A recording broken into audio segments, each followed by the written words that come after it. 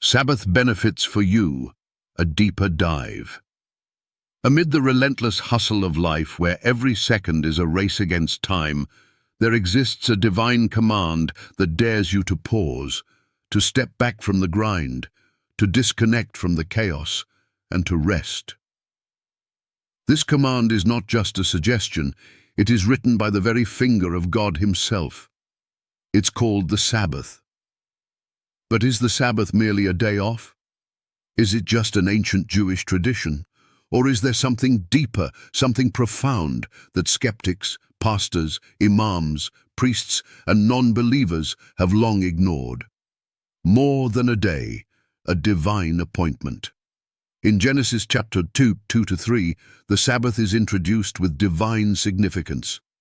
And on the seventh day, God ended His work which He had made, and He rested on the seventh day from all His work which He had made. And God blessed the seventh day and sanctified it. God didn't need rest. He's omnipotent. His resting was an act of sanctification, a declaration that this day was set apart.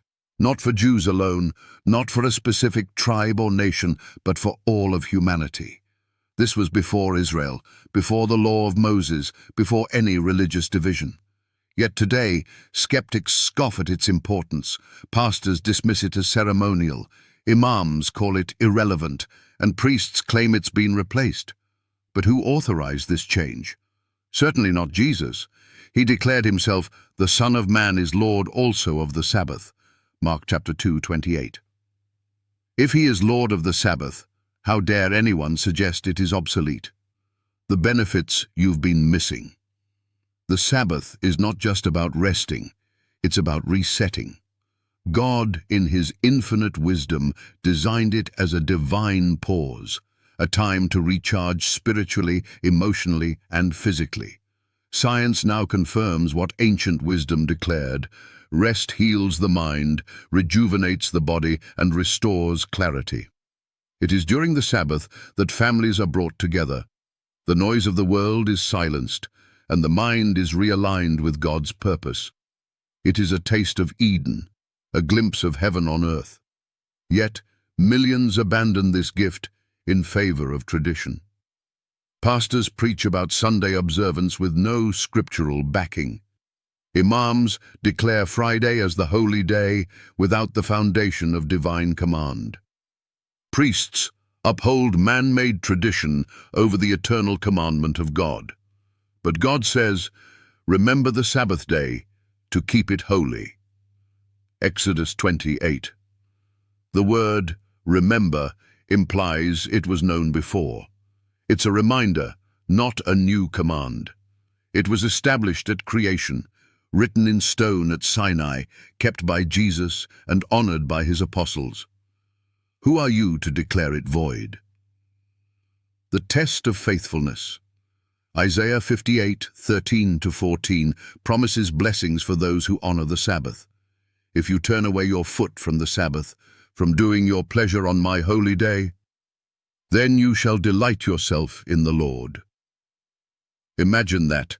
Delight in the Lord, not burden. Rest, not obligation. Restoration, not ritual.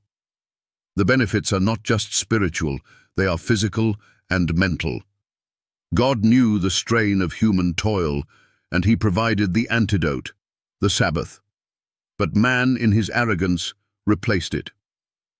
Constantine decreed Sunday observance in AD 321, not by the authority of God, but by the authority of Rome. The Council of Laodicea later banned Sabbath-keeping for Christians. Was this God's will or man's rebellion?